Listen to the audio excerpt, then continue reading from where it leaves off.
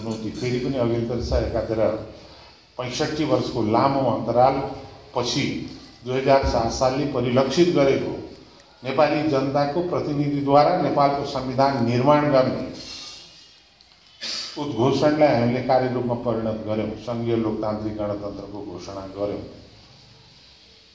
यो उपलब्धि ऐतिहासिक हो, तर यसमा अझै देखिएका अपूर्णतालाई पूर्णता दिँदै हामीले चाहिँ नि यो जुन संकरणकालीन स्थिति छ, एउटा युगको समाप्ति र नयाँ युगको प्रारम्भको दिशातिर उन्मुख हुनुपर्ने स्थिति छ।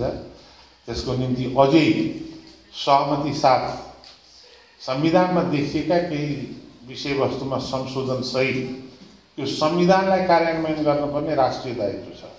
यो संविधानलाई कार्यान्वयन गर्ने राष्ट्रिय दायित्वमा यो संविधान निर्माताहरू प्रमुख रूपले नेपाली कांग्रेस, एमाले र माओवादी र मधेसी मोर्चालाई नै संलग्न गराएर यो सहमतिको दस्तावेज भए हुनाले सहमतिद्वारा नै यसमा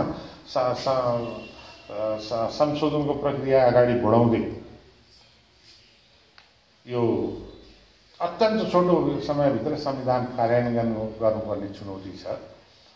संविधान कार्यान्वयनको प्रारम्भ भनेको स्थानीय निर्वाचन, गाउँपालिका, नगरपालिकाको निर्वाचन र प्रादेशिक र संघीय निर्वाचन गर्नुपर्ने आवश्यकता छ। यदि हामीले यो संविधान कार्यान्वयनको यो गुरुतर दायित्वलाई पूरा गर्न सकेनौँ भने देश फेरि विधिविहीनता, फेरि अस्थिरता र अर्को द्वन्द्वतिर जान सक्ने स्थिति खतरा छ। र त्यस्तो खतरामा म जहिले पनि सर्वदलीय राजनीतिक मिटिङहरुमा नि भन्ने गर्छु, यो सबै दलहरुको, खास गरेर प्रमुख दलहरु जसले लामो संघर्ष गरे संघीय लोकतान्त्रिक गणतन्त्र निर्माण गर्नुको निम्ति भूमिका अदा गरे, ती सबैहरुले पराजित हुने स्थिति आउन सक्छ। र त्यसमा त्यो एउटा लोकतान्त्रिक अवधारणा भित्रकै सहमतिको खोज र राजनीतिमा प्रतिस्पर्धा कहिलेकाहीँ हुन सक्छ, तर राष्ट्रियता, राष्ट्रिय एकताको दृष्टिकोणले एकबद्धता दलहरुको बीचमा आवश्यकता छ। मैले यति किन भनिरहेको भने यो प्रतिष्ठानमा रहनुभएका साथीहरु र उपस्थित साथीहरु हामी संख्यात्मक दृष्टिकोणले भन्दा पनि गुणात्मक दृष्टिकोणले अत्यन्त महत्त्वपूर्ण साथीहरु हुनुहुन्छ। सबैले आफ्नो ठाउँबाट त्यतातिर प्रयत्न गर्नुपर्ने आवश्यकता छ। र म आज यो अत्यन्त बहने इच्छा हुँदा हुँदै पनि हिँड्नुपर्ने परिस्थिति जुन मेरो अघिल्तिर छ, आजको सम्मानित अध्यक्षजी कानुन विधि सम्पूर्ण चिजको पारङ्गत हुनुहुन्छ। कहिलेकाहीँ संसदीय अभ्यासमा आफूले बोलिसकेपछि अरूको कुरा नि सुन्नुपर्छ भन्ने छ।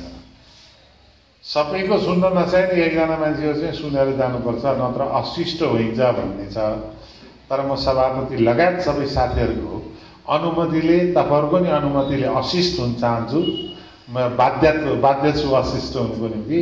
र म प्राप्त स्मरणीय एकदम आदरणीय व्यक्तित्व एनडी प्रकाश जी प्रति हार्दिक रूपबाट स्मरण र श्रद्धाञ्जली गर्दै म उहाँको परिवारहरूसँग र यो स्मृति प्रतिष्ठानका साथीहरूसँग म